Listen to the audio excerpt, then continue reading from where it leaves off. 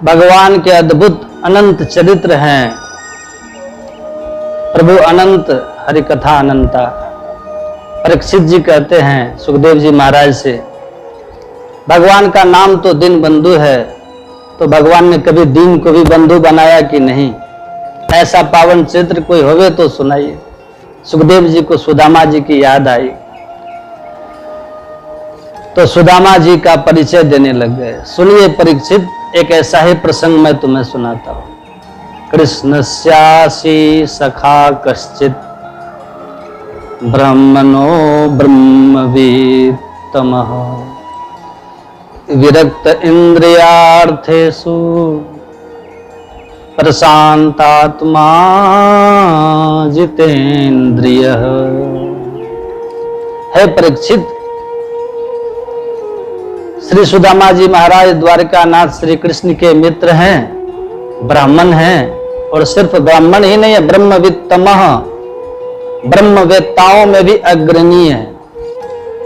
इंद्रियों के विषयों से विरक्त रहने वाले हैं, जीवन की विषम से विषम परिस्थितियों में भी सदा प्रसन्न रहते हैं, और परम जितेंद्रिय हैं, इंद्रियों को वश में रखने वाले हैं।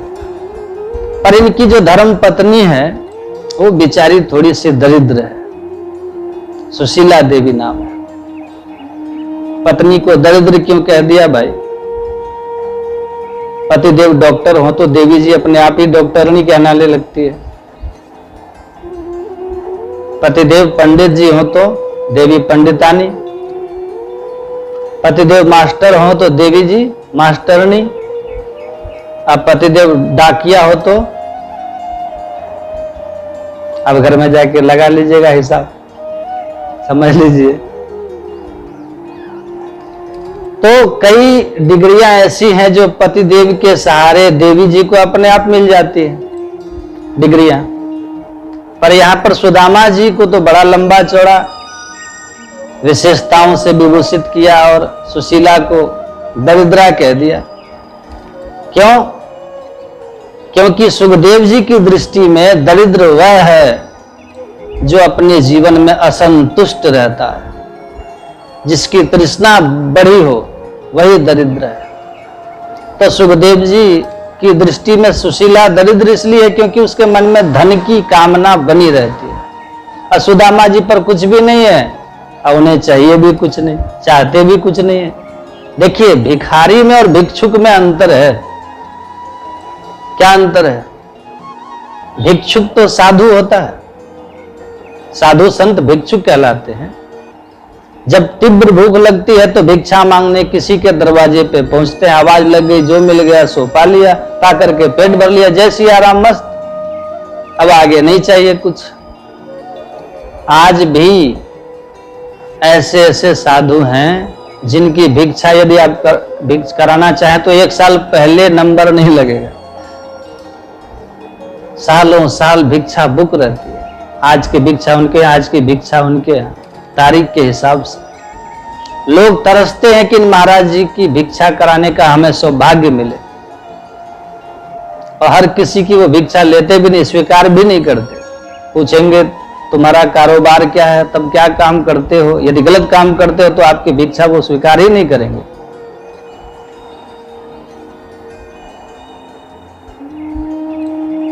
वो भिक्षुक होते हैं जो केवल पेट भरने के लिए प्रसाद पाए। अब भिखारी कौन? भिक्षुक के पास भी कुछ नहीं होता पर वो चाहता भी कुछ नहीं। अब भिखारी वह है जिसके पास है तो कुछ नहीं पर चाहता बहुत कुछ है। दुनिया से, धनवानों से आशा जोड़ करके उनके पीछे पीछे भागता रहता है, बाबूजी बाबूजी। तो धन की तृष्णा जिसके भीतर भरी है और धन के पीछे जो श्रीमदानंदों के पीछे आशान्वित होकर भाग रहा है, वो भिखारी है। और भिक्षुक वह है जिसके पास कुछ नहीं है किंतु वो चाहता भी कुछ नहीं है, वो भिक्षुक है। तो सुदामा जी भिक्षुक हैं। प्रारब्ध से जो जहां से जैसे मिल जाए उसमें प्रसन्न है। ब्राह्मण की मूल प्रकृति संतोष की ही होती है। परिणाम ये हुआ कि प्रभु समझ गए ये तो कुछ मांगने वाला है नहीं। तो साधु बन के पहुंच गए, भिक्षाम देहि। सुदामा जी तो भजन में बैठे थे। सुशीला ने कहा महाराज मेरे घर में सूतक लग गया है, मैं कुछ दे नहीं पाऊंगा। अच्छा काय का सूतक लग गया? तो बच्चा हुआ। बच्चा हुआ तुम्हारे? बोले हाँ। ओहो कब हुआ? क्या नाम रखा? बोले महाराज उसका नाम तो है दारिद्र। दारिद्र देव पैदा भय। भाई ये जब से पैदा हुए ऐसा जबरदस्त सूतक लग गया कि लेना देना सब बंद हो गया। सूतक में लेन देन खत्म हो जाता। ओहो ये बात है, तुम्हारे यहां दारिद्र पैदा हुआ है। देवी तुम्हारे पति तो सुदामा जी है ना, ये सुदामा जी का तो घर है ना। सुशीला हैरान हो गए, मेरे पति को भी कोई जानता है? क्योंकि दरिद्र को कौन जानता है, श्रीमानों को तो सभी जानते हैं। एक दरिद्र देव कहते हैं कि वो दारिद्र्य नभस्तुभ्यम सिद्धो हम तत्प्रसाद कह पश्यामि जगत सर्वम न माम पश्यति कश्चिदः। हे दरिद्र देव तूने हमको सिद्धि प्रदान कर दी। कौन सी सिद्धि मिल गई? कि मैं सारी दुनिया को देख सकता हूं पर मुझे कोई नहीं देखता। ये सिद्धि दरिद्रता ने हमको प्रदान कर दी। दरिद्र को कोई नहीं देखता।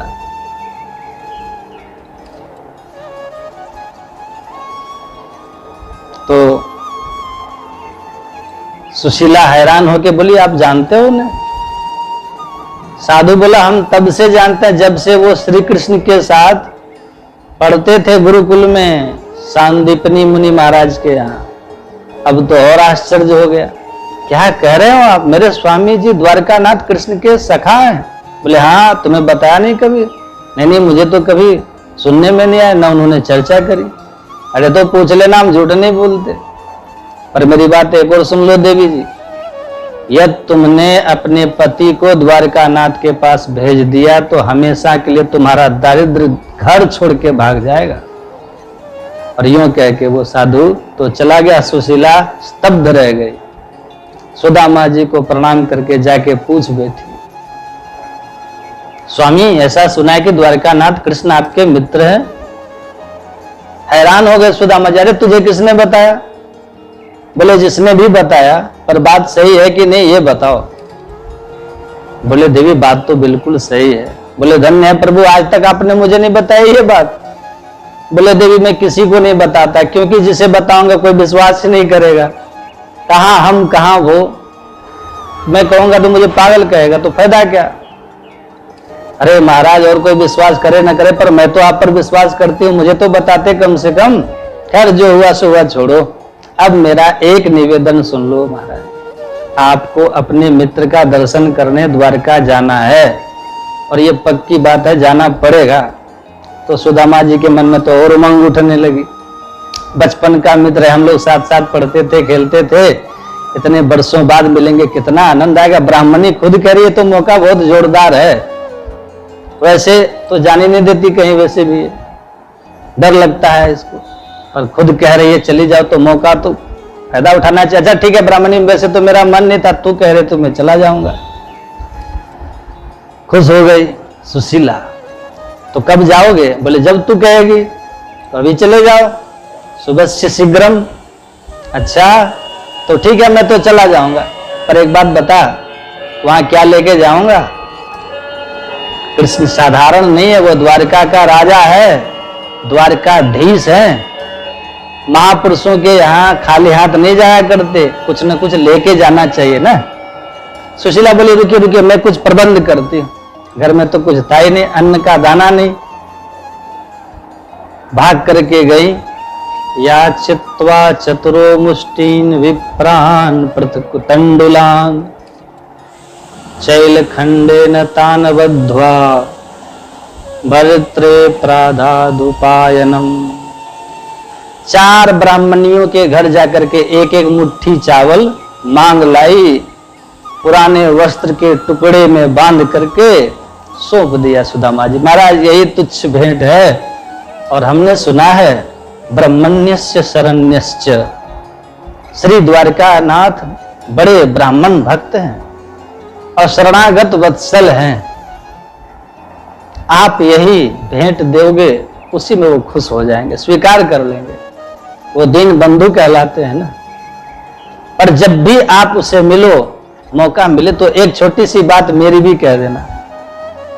क्या बोलना है? बोले बस इतना कहना, एक मास द्वैपाख में 2 एकादशी हो, सो प्रभु दीन दयाल ने नित्य प्रतिदिन ही मोहे।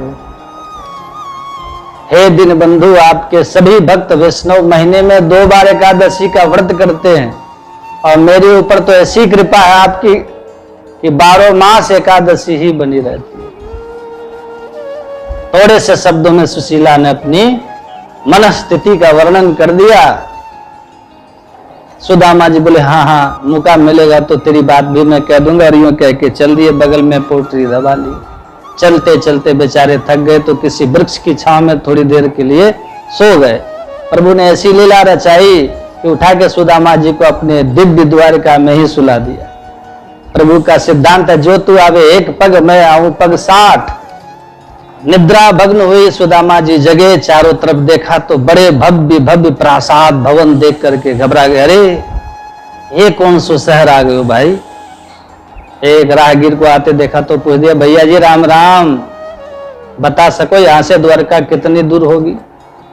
राहगीर हंसने लगा, वाह ब्राह्मण देवता, द्वारका में खड़े होके पूछ रहे हो द्वारका कितनी दूर होगी? एक कैसा बेतुका प्रश्न है आपका।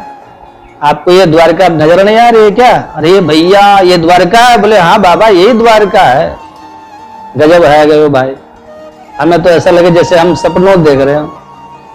यदि ये द्वारका है तो ये बताओ मेरे कन्हैया कहाँ है? मैं बात मिलवे आयो। बाबा ये कन्हैया कौन है? उनका कुछ अता पता है तुम्हारे पास? एड्रेस, सेक्टर नंबर, गली नंबर, मकान नंबर, मोहल्ले का नाम कुछ है पता तुम्हारे पास? सुदामा जी बोले मैं कछु नहीं मालूम, इतना मालूम है यहाँ को राजा है वो। मेरे बचपन को मित्र है तो बड़े प्यार से मैं कन्हैया कन्हैया कहूं। वैसे नाम तो वाको कृष्णचंद्र है पूर्व। जब कृष्णचंद्र नाम सुना तो राहगीर आंखें फाड़ के देखने लगे। अरे बाबा मालूम है तुम किसका नाम ले रहे हो? वो हमारे महाराज हैं, सर्वेश्वर हैं, उनका नाम ऐसे कोई नहीं ले सकता। यहाँ पर उनका नाम बड़े अदब से विशेषणों के साथ मिलकर के लिया जाता। कैसे नाम लिया जाए भैया बता देने? बोले श्री श्री 1008 श्री महाराजाधिराज द्वारकाधीश भगवान श्री कृष्णचंद्र जी महाराज। सुदामा जी तो घबरा गए, हे भगवान ये तो बड़ो लंबो चौड़ो नाम है गोया को। बचपन में तो कनवा कनवा कह देते। समय समय की बात है भाई। अच्छा भैया अब तो बता दे तेरो महाराज हमें मिले वो कहाँ? बोले बाबा चले जाओ, ये ऊंचे ऊंचे जो भव्य भवन दिख रहे हैं सब उन्हीं के तो हैं। इतने सारे के सारे मर? बोले हाँ ये सब के सब उन्हीं के।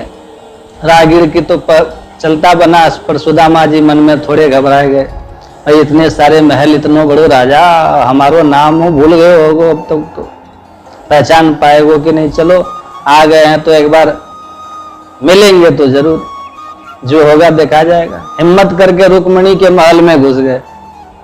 द्वारपालों ने स्वागत किया, आइए विप्रदेव, कहां से आगमन हुआ आपका? परिचय? सुदामा जी बोले भैया अपने सखा से इतनो बता, अपने महाराज से इतनो बता दो कि वाकई एक सखा सुदामा ब्राह्मण मिलवे को आए। सखा शब्द सुन करके द्वारपाल हैरान हो गए। आप हमारे महाराज के मित्र हैं? हाँ भैया बचपन के मित्र हैं। मानेंगे तो मिलेंगे, नहीं मानेंगे तो खिसक लेंगे, पूछ लेना। ठीक है विराजो। द्वारपाल जानते हैं कि भगवान की लीला बड़ी विचित्र है, एक से एक विचित्र महापुरुष आए दिन पधारते रहते हैं। चलो पूछने में क्या हानि। बैठा है भीतर, प्रभु के चरणों में प्रणाम करके बोले सरकार दरबार की सेवा करते इस द्वारपाल को बहुत वर्ष बीत गए, पर जो विभूति आज दरवाजे पर खड़ी है ऐसी विभूति पूर्व में कभी देखने को नहीं मिली। ऐसा कौन है भाई? बोले सरकार सबसे बड़ा आश्चर्य तो आपको अपना मित्र बता रहा है। कोई ब्राह्मण है, वेशभूषा भी बड़ी विचित्र है। शीस पगा न झगा तन में, प्रभु जाने को आहे बसे के ही ग्रामा। धोती फटी सिलटी दुपटी, और पाय उपानन की नहीं श्यामा।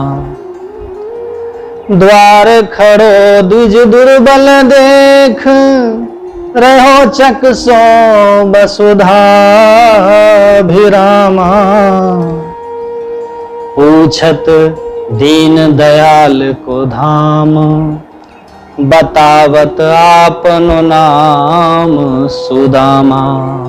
जो सुदामा नाम प्रभु के कान में पड़ा, सिंहासन से कूद करके इतने वेग से भगवान द्वारकानाथ दौड़े कि द्वारपाल सहित सारी सभा हैरान परेशान हो गई कि ये क्या होगा। अरे महाराज के दरबार में तो एक से एक महान विभूतियां आए दिन आते रहते हैं, पर आज तक सरकार को ऐसे अगवानी के लिए दौड़ते कभी नहीं देखा। हमेशा हमको आदेश देते जाओ, उन्हें आदर के साथ ले आओ। इसका मतलब कोई बहुत बड़ी महान विभूति आज आने वाली है दरबार में। सारी सभा उनके स्वागत के लिए सावधान हो गई, न जाने कौन आने वाला है। सबके मन में कौतुक है, हैरानी है, आश्चर्य है। और भगवान ऐसे भाग रहे हैं, पादुका पहनना भूल गए, पीताम्बर कंधे से गिर गया, शरीर की सुधि नहीं।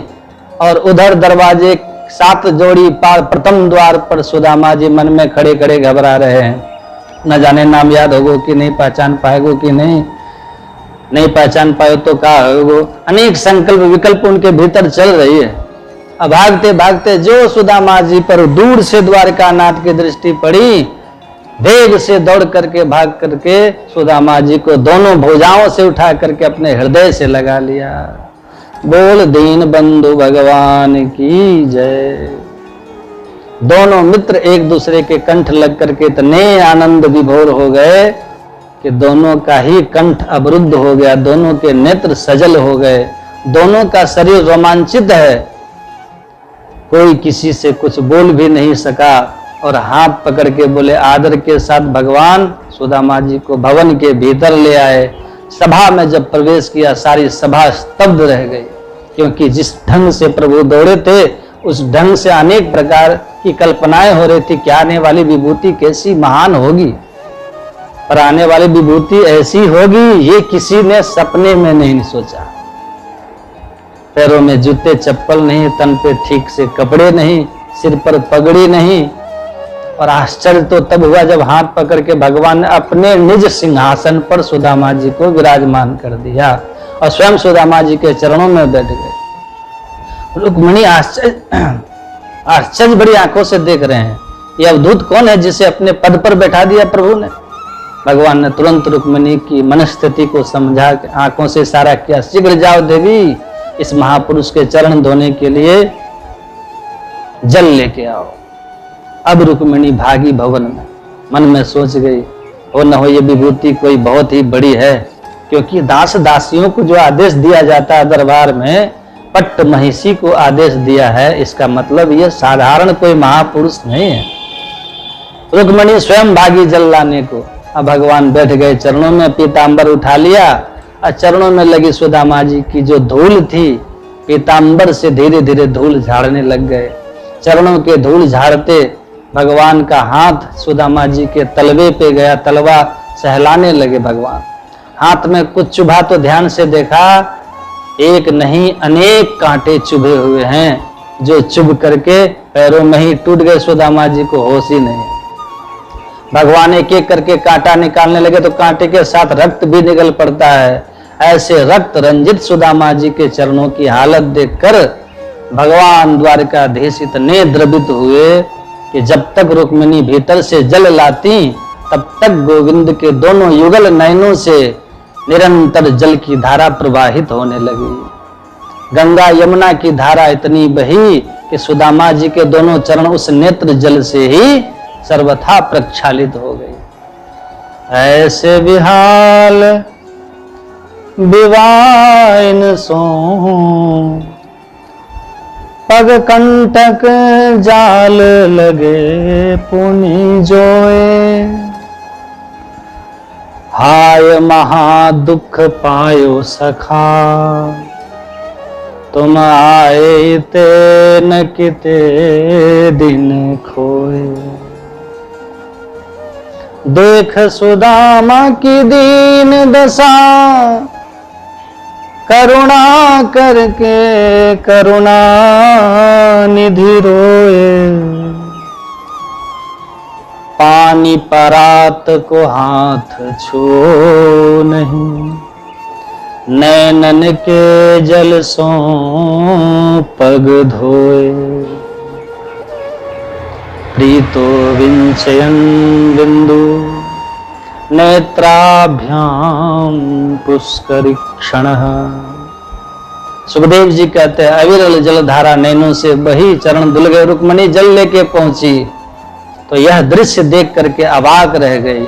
मन में सोचने लगी, कल्पना करने लगी, किम अनेन कृतम पुण्यम अवधूतेन वीक्षुणः, श्रेया हेन लोकेस्मिन् गर्हिते नाधवेन चः। अनेन अवधूतेन किम पुण्यम कृतम, इस अवधूत ब्राह्मण ने कौन सा पुण्य किया होगा जो इतना बड़ा सौभाग्य प्रभु इसे प्रदान कर रहे हैं। भगवान ने चरणोदक रुक्मणी को दिया और कहा, देवी इस पवित्र जल से मेरे पूरे आंगन को पावन कर दो। और सबसे पहले चरणामृत लेके भगवान ने अपने सिर पे उसका सिंचन किया। अग्रहित सिरसा राजन भगवान लोक पावन, जिनका नामस्मरण करने से, जिनका ध्यान करते ही जीव के समस्त अमंगल अशुभ समाप्त हो जाते हैं। परीक्षित वे भगवान स्वयं सुदामा जी का चरणोदक सिंचन करके कहते कि आज मैं पवित्र हो गया। भगवान का सबसे पहले पूजन में स्मरण किया जाता है। स्मरण कराते समय ब्राह्मण मंत्र पढ़ते हैं, अपवित्रः पवित्रो वा सर्वावस्थांगतोऽपि वा यस्मरे पुण्डरीकाक्षं सवाह्याभ्यन्तरः शुचिः। यस्मरेत, एक बार भी भगवान का जिसने स्मरण कर लिया वो कितना भी अपवित्र हो या कितना भी पवित्र हो, सब बाह्याभ्यंतर शुचि, बाह्य और अभ्यंतर, बाहर और भीतर दोनों प्रकार से वह जीव तत्क्षण पावन हो जाता है। किस क्षण? यस्मरे पुंडरीकाक्षम, भगवान पुंडरीकाक्ष श्री कृष्ण कन्हैया का, नारायण का, ईश्वर का ध्यान किया तो तुरंत पवित्र हो गया। भगवान का ध्यान जब करता है तो वह घड़ी, मुहूर्त, समय, तिथि सब पवित्र हो जाता है। तदेव लग्नम सुदिनम तदेव ताराबलम चंद्रबलम तदेव विद्याबलम दैवबलम तदैव लक्ष्मीपते तेम गृयो स्मराम। भगवान लक्ष्मीपति नारायण के अंग युगल युगल चरण कमलों का ध्यान करते ही तिथि बार सब मंगल हो जाता है। रुक्मणी श्रद्धा से चरणों तक लेके भीतर गई। भगवान को लगा सभा में सुदामा जी सकुचे सह बैठे हुए हैं तो भगवान को भीतर ले गए, स्नान कराए, नूतन वस्त्र पहनाए, दिव्य भोजन प्रसाद पवाए और निज सैया पर ले जाकर के सुला दिया। जैसे सुदामा जी प्रभु की सैया पर लेटे दिव्य प्रेमानंद में डूब गए और भगवान स्वयं चरण दबाने बैठ गए। सुखदेव जी कहते, परीक्षित कर लो दर्शन, कौन कहेगा सुदामा दरिद्र है। अरे जब रुक्मणी जी ने देखा मालिक चरण दबा रहे तो हूं सेवा करूं, दौड़ के पंखा लेके आ गई और एक किनारे खड़ी होकर के सुदामा जी की हवा करने लग गई। लक्ष्मी, जिसकी लक्ष्मी स्वयं हवा कर रही हो, वो लक्ष्मी पति जिसके चरण पर लौट रहे हो, दुनिया में उससे बड़ा धनवान और कौन हो सकता है? कौन हो सकता है? भगवान ने बड़ा जोरदार सुदामा जी का स्वागत किया। भगवान ने देखा कितनी देर से सुदामा आया पर बोलता कुछ नहीं। अरे बचपन का मित्र बुढ़ापे में मिले तो बुढ़ापे में भी बचपना लौट आता है भाई, बचपन की बातें याद आने लगती हैं अनेक। तो भगवान ने छेड़ते हुए कहा, मित्र सुदामा एक बात पूछूं? हाँ हाँ पूछो भैया। पहले ये बता तुम्हारा विवाह हुआ कि नहीं। इस प्रश्न पर सुदामा मुस्कुरा के इशारे में बोले भैया कन्हैया या के अलावा पूछने की और कोई बात ना मिली।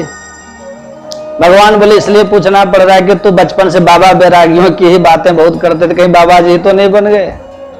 सुदामा जी बोले लाला विवाह तो है गए, तेरी भाभी को नाम है सुशीला, ब्राह्मणी को जैसो ही नाम है वैसो स्वभाव भी है, सो जीवन की गाड़ी आनंद से चल रही है। तू बता कन्हैया तेरो विवाह भयो कि ना है। भगवान बोले मेरी मत पूछो मित्र, घर में बैठे हो तो सब बता देंगे, पर ये बताओ मित्र सुदामा, तुमने चुपचाप विवाह कर लियो, मौको सूचना तक नहीं दे। सुदामा जी बोले रहने दे कन्हैया, तो बुलावो, कोई हंसी खेल है का। भगवान बोले जाने दो, जो हो गया सो हो गया, पर ये बताओ भाभी जी से कबू मेरी चर्चा करेगी ना है। सुदामा जी बोले सांची बोलूं कन्हैया, तेरी भाभी ने तेरे पास भेजो है। भगवान बोले ओ हो, जब भाभी ने भेजा है तो मेरे लिए तो कुछ न कुछ जरूर भेजा होगा। अब सुदामा जी की धड़कन तेज हो गई। भेजो तो है भैया, परंतु जो भेजो है वह तो देवे की हिम्मत ना पड़े हमें। 4 घर की टूटे फूटे चावल फटे पुराने धोती में बांध के भेज दिए। मैं दिखाऊंगा तो कहा सोचोगे जन्म को दरिद्री कहा लेके आयो। तो पुटरिया और जोर से कस के छिपाई ली, दबाई ली। अरे कन्हैया हम ते का धरो जो तेरे ताई कछु दे सके। भगवान बोले ऐसी बातें मत कियो करो, मित्रता में ये बातें अच्छी ना लगे। जो लाए हो सो दो, नहीं लाए तो मना कर दो। सुदामा जी बोले मना कर दो रे भैया, हम कछु ना लाए। हंस के भगवान बोले मित्र तुम्हारे बचपन की आदतें अब भी सुधरी ना है। मतलब बोले याद है मैं तब मित्र जब हम दोनों एक बार जंगल में समिधा लेने गए थे गुरु जी की आज्ञा से। सुदामा जी बोले हाँ लाला, मकू को नहीं सब एक एक बात याद आ गई। वादना समझा लेते लेते कितनों भयंकर पानी बरसो, दे पानी दे पानी, पानी बंद ही ना हो गए। तो हम दोनों मित्र वृक्ष के नीचे बैठ करके पानी रोकवे की प्रतीक्षा करवे लगे। अंधेरो है गए, रास्ता भटक गए। पूरी रात फिर वृक्ष के नीचे सर्दी में बिताई, वो रात में कबू ना भूल सकूं। भगवान बोले सब कुछ याद है, तब तो ये भी याद होगा कि रात भर सर्दी में दांत भी कितनी जोर से कटकटाए थे आपके। सुदामा जी समझ गए ये तो हमारी पुल पट्टी खोलवे वालो है। तुरंत प्रसंग बदल गए। अरे छोड़ छोड़ कर नहीं है इन बातन को, वो विद्यार्थी जीवन को आनंदी कछु और भय भाई। भगवान बोले तो सच बताओ भाभी जी ने कछु ना भेजो। सुदामा जी बोले तो घुमा फिरा के फिर भाभी जी पे आ गए। भाई मना कर दी तो बार बार तो काहे को पूछे हम थे। भगवान बोले मित्र ऐसो मालूम पड़े कि तुम हमारो स्वभाव भूल गए हो। एक बार दोबारा याद दिलाऊं। पत्रम पुष्पम फलम तोयम यो मे भक्त्या प्रयक्षति तदहम भक्ति प्रहर्त मस्नामी प्रयतात्मनः। मित्र मैं पदार्थों का भूखा नहीं हूं, पत्र हो पुष्प हो फल हो या जल हो। मैं ये नहीं देखता तुम कितनी कीमती चीज चढ़ा रहे हो, मैं तो ये देखता हूं किस भाव से चढ़ा रहे हो। यो में भक्त्या प्रेक्षति, भक्ति भाव से दिया हुआ अनु अपि, तिनके के बराबर वस्तु भी मेरे लिए पर्याप्त है, इसलिए संकोच न करो मित्र। सुदामा जी बोले तू लाख प्रवचन सुना दे, जब हम लाए ही कछु ना है तो देंगे कहां से। भगवान बोले बड़े शर्मिले हो भाई। अच्छा ये बताओ, मैं बड़ी देर से देख रहा हूं सुदामा तुम जब से आए हो ये हाथ चिपकाए क्यों बैठे हो, यहाँ में कुछ बीमारी है गई का। सुदामा जी बोले लाला बीमारी कछु ना है, पैदल यात्रा लंबी चल के आए हैं तो हाथ पैर में तो थोड़ा दर्द हो ही जाए। भगवान बोले चलवे से पैर में दर्द तो है सके, ये हाथ में कैसे है गए भाई। हाथ में यह दर्द है तो इतनी देर से फालतू में ही पैर दबाए रहे हम, लाओ हाथ में पकड़ाओ 2 मिनट में तुम्हारा दर्द दूर भगाओ। सुदामा जी बोले दीन बंधु मुझ पे दया कर, मेरे हाथ से हाथ मत लगाइयो, मैं बिल्कुल ठीक हूं। भगवान बोले कछु हजार दर्द तो हम दूर करके ही रहेंगे तुम्हारो। जबरदस्ती हाथ बढ़ा करके स्वयं जहार किमिदम यदि प्रतुकुतंडुलाम, पोटली भगवान को दिखाई पड़ गई तो एक झटके में खींच ली पकड़ के। सुदामा जी ताकते रह गए। भगवान ने पोटली खोली, एक मुट्ठी चावल निकाल के मुख में डाल दिए अब मन ही मन सुदामा जी को 1 लोक की संपत्ति का दान प्रभु ने कर दिया। दूसरी मुट्ठी चावल हाथ में लेते रुक्मणी जी ने हाथ पकड़ लिया और इशारा किया, सरकार सब कुछ देके क्या स्वयं सुदामा बनने का विचार है? परिवार बहुत बड़ा है, सोच समझ के दो महाराज। अथवा इसलिए हाथ पकड़ लिया भावुकता में पा रहे हो सरकार, कच्चे चावल है, बाद में पेट खराब न हो जाए आपका। अथवा इसलिए हाथ पकड़ लिया कि प्रभु ये दिव्य संत का प्रसाद है, परिवार में कम से कम सबको 2-2 दाने तो मिल जाए कि अकेले अकेले पा जाओगे? भगवान बोले ठीक है, तो रुक्मणी ये प्रसाद तुम सबको बांटो परिवार में। श्रद्धा से रुक्मणी तो लेके चली गई भीतर और भगवान बोले मित्र बता नहीं सकता क्या स्वाद आया भाभी जी के भेजे हुए इस प्रसाद में, और इतनी देर से छुपाए बैठे थे। अच्छा ये बताओ, भाभी जी ने यदि मेरे लिए भेजा था तो मेरे लिए कुछ तो कहा होगा जरूर। अरे हाँ कन्हैया, तूने याद दिला दी, तेरी भाभी ने एक बात कही, सुना दिया।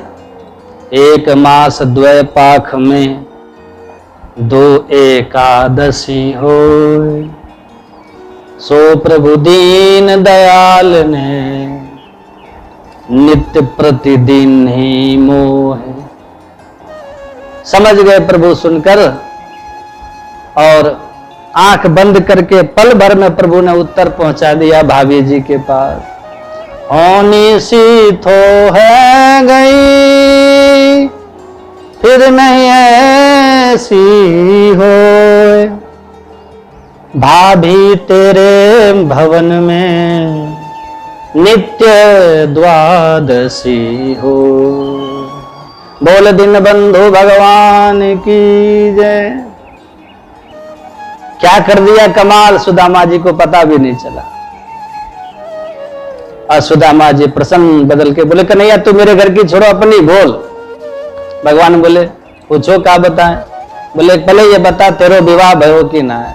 भगवान बोले अब बार बार विवाह की पूछ रहे तो चलो तुम्हें मिलवा ही देते हैं। हाँ भैया जरूर मिलेंगे। भगवान ने रुक्मणी को संकेत दिया सबसे को आशीर्वाद ले जाए। रानी पटरानियों को पता चला, भागी भागी आशीर्वाद लेने आई। सबसे पहले रुक्मणी ने किया प्रणाम महाराज, दंडवत। सुदामा जी बोले कन्हैया परिचय तो करा दे, ये है कौन?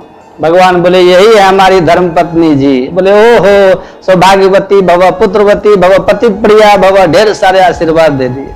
पीछे से दौड़ी सत्यभामा, महाराज प्रणाम। भगवान को इशारे में सुदामा जी बोले लाला अब ये कौन है? तो भगवान मुस्कुरा के बोले मित्र ये भी वही है। ओ समझ गए समझ गए, दो दो विवाह है गए। सौभाग्यवती भव, पुत्रवती भव, पति प्रिया भव। पीछे से आ गई कालिंदी जी, महाराज प्रणाम। लाला अब ये कौन है? भगवान कान में जाके धीरे से बोले मित्र बार बार मत पूछे। कहा मतलब? बोले मतलब सिद्ध हो जाए कि जा समय जो भी प्रणाम करने समझ लो सब वही है। और ये तो क्या 10-50 हैं? भगवान बोले मित्र बताओ, नेक शर्म लग रही है, जितनी है सामने आती जा रही है, आशीर्वाद दे ही रहे हो, आप ही गिन लो। ठीक है भाई बुला बुला, सबन को बुला। सुदामा जी ने सोच ज्यादा 10-50 होंगे। जो लंबी लाइन लगी महाराज। सुदामा जी बाबरे सौभाग्यवती भव, पुत्रवती भव, पति प्रिया भव कहते कहते घरों बैठल लगो। आशीर्वाद देते देते हाथ दुखन लगे, गिनते गिनते खोपड़ी घूम गई।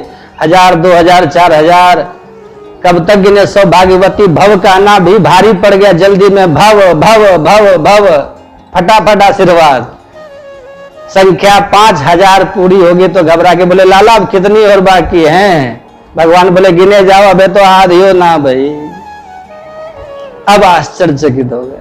देख कन्हैया तेरी लीला समझ में ना आवे भैया, हमसे कहीं परिहास तो ना करे तू, सच्ची सच्ची बता भैया कितनी है? भगवान बोले साची बोलूं? पूरी संख्या है 16108। सुनते सुदामा की खिसक गई खाट। कन्हैया कह रहे तेने कर दिया मेरो कल्याण, आशीर्वाद देते देते मेरो तो घरों बैठ जाएगो। भगवान बोले अब तुमने घर में लड़ाई करवाई हमारी, बिना आशीर्वाद की मुझसे झगड़ा नहीं करेंगी? सुदामा जी बोले तो फिर एक काम कर कन्हैया, ये तेरी अर्धांगिनी, तू सबको अर्धांग, तो सबके बदले तू दंडवत कर ले हमें, हम तो को इकट्ठो सबके बदले में आशीर्वाद दे देंगे।